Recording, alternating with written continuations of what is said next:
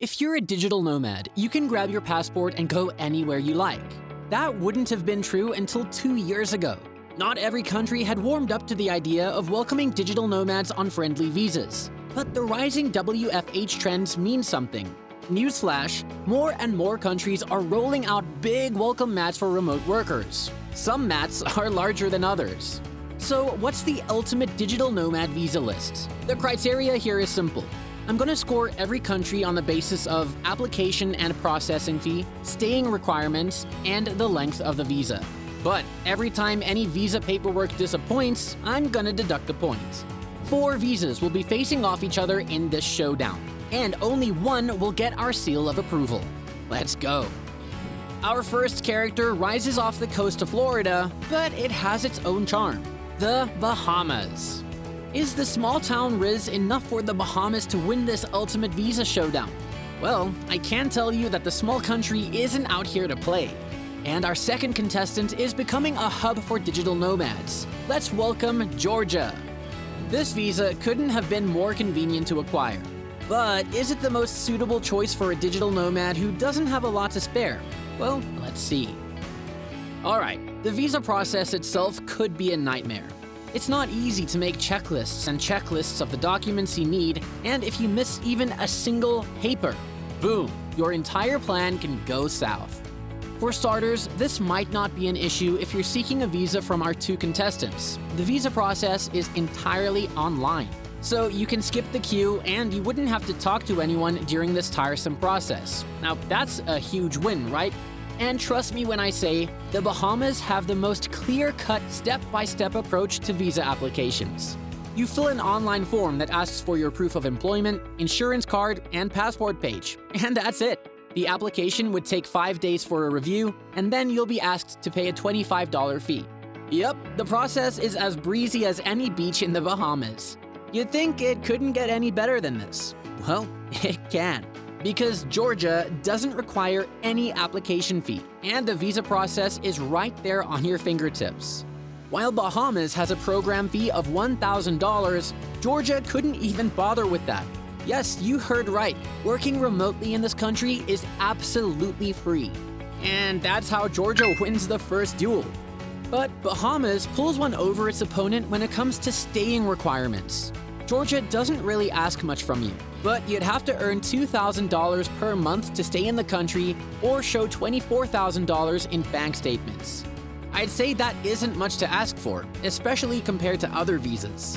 But the Bahamas has no income restrictions whatsoever. So even if you aren't making big bucks and don't have a strong bank statement, the visa officer is not rejecting your requests. Big things for a small country, right? And that's how it's back in the game. On to the visa length then. So this one isn't tricky. Both countries offer an initial visa for a year. That's how it goes for most digital nomad visas across the globe. I would have been inclined to call this duel a tie, but let's look at the visa extensions to make it fair. For the most part, Georgia isn't a hassle when it comes to a simple entrance visa. It's really as easy as 1, 2, 3. But its extension options can get tricky, and you'd have to do that entire reapply for visa and exit jazz. Bahamas simply makes things easier by giving 2 renewal options on the digital nomad or Beats visa. The extension can be up to 3 years, and you'll get more and more of those sunny beaches. And that's how the small country scores. The final score comes down to 2-1 for the Bahamas. Sorry, Georgia, you did well, soldier. I'm cracking the case of the ultimate digital nomad visa list for 2023. The scoring metrics for our 4 contenders is program fee, staying requirements, and visa duration. Our third contestant for the day is the popular hotspot for digital nomads nowadays, Croatia. This country offers a temporary resident permit to the people working remotely. That's a step further from a visa, but does it come with easy regulations? To fight off the powerful Croatia visa, we have an underdog from Europe, Malta. Surprised yet? Malta doesn't always make the top 5 digital nomads hotspot list. But as the country offers more and more on its visa, the internet lists might change for good. Alright, Georgia and Bahamas have spoiled us for that convenient visa application process. Not every country goes easy on the documents though, so you'll have to pull up your Notes app for this one. time to make a checklist. Both visas require documentation, like proof of employment and health insurance card. One extra step here is that you'll need an address to process the visa in both Croatia and Malta. Alright, so I'd say these visa requirements aren't too different from each other. Now, you'll have to take an extra step to get a police check for Croatia's visa, but hey, I'm sure it'll make up for it in one way or another. So when you're applying for Malta's digital nomad visa, you need at least $327 in your bank account. If the visa application goes through, you'll need that amount to take the process further. And if you want to take your family or partner with you, that's an additional $327 hit. Again, compared to other programs, this isn't too much. But then the Croatian visa gets processed in less than $100. Way to win a point, Croatia! I told you that it'll make up for the police check, didn't I? Once you have your hands on that visa, let's talk about the staying requirements. These restrictions are tricky to navigate. Basically, no country wants you to stay in their humble abode if you're broke and have nothing to add on to their GDP. It's as simple as that. It makes sense why both Croatia and Malta have income restrictions for their visas. This isn't to say that these two are quintessential expensive European spots. They aren't your Switzerland and Denmark, but you'll need some bucks to stay here. The only difference is that Croatia will ask you to earn up to $2,400 to meet the visa requirement. On the flip side, Malta's doesn't make things any easier either. The income requirement for the country is about $2,900. Okay, that's not much of a jump from Croatia, but in this epic showdown, every penny counts. Yep, it seems like Croatia is here to win, and it wants to win big. 2 points in a row. So far, so good. But we have to address some big shortcomings of our contestants in the second round. These countries only offer their digital nomad visas to non-EU and non-EFA residents. Yep, even the residents living in Global South or Third World countries can pave their way to the old continent. I would have taken a point from either of the countries for being a bad sport for EU residents, but the policy isn't exclusive to one. Sure, as an EU resident, you can't get the benefits of digital nomad visas, but you can stay in the respective countries anyway. So the only metric that leaves room for Malta to get back in the game is the visa length. I know we don't like ties in competitive showdowns, but now I fear we have a tie in this duel. Both countries offer visas for up to 365 days with some conditions for extensions. And that's how, folks, we have another finalist ready to take down the Bahamas. Croatia has entered the ring, and I know it'll be a tough fight to win. The final score in this round came down to a 3-1. Almost a clean sweep, Croatia. Almost a clean sweep. I'm about to start the finale for the ultimate digital nomad visa list for 2023. My scoring metrics are simple: program fee, staying requirements, and length of the visa.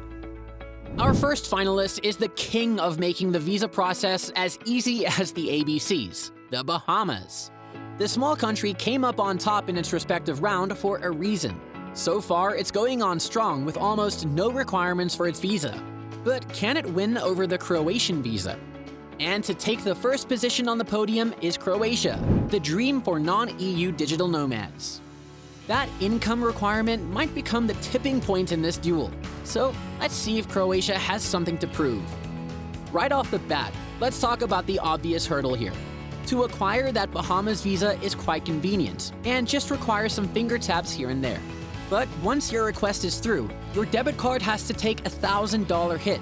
And if you want a romantic workation, your partner has to pay another $500 to accompany you to the country. To top it off, that $25 fee might not look a lot, but as I said, the goal here is to save some bucks, and every single penny counts. In comparison, the Croatian program will be far cheaper for you and your partner. The entire application process takes less than $100 for each applicant. As far as the rules go, there's no doubt that Croatia takes this point. Yet, in my opinion, the one-time hefty application fee gimmick can be mitigated with what Bahamas has to offer in income requirements. That's because it doesn't have an income break at all. Croatia needs you to stack at least $2,400 income even if you want to bank on your savings in the country. That could be a buzzkill for sure. Plus, if you're living alone, you'll face a 10% increase in monthly income requirement for each dependent. But this isn't the only metric that drives the Bahamas over the edge. We also gotta ask an important question here. Who can and cannot get the Digital Nomads visa from our finalists? Croatia is stringent about its only non-EU resident policy. And in front of the Bahamas, that's a big problem because the small country has some big hearts. It doesn't have any nationality restrictions whatsoever. And that is a big win in my opinion. That extension process is also convenient for everyone as well. That's how you win 2 big points, Croatia. The final score has come down to 2-1. And in the Ultimate Digital Nomad Visa List 2023, the Bahamas takes the win. Croatia comes close, just not close enough. What's your opinion on this outcome? Comment below to let me know and share your idea for the next video. Thanks for watching, and we'll see you in the next one.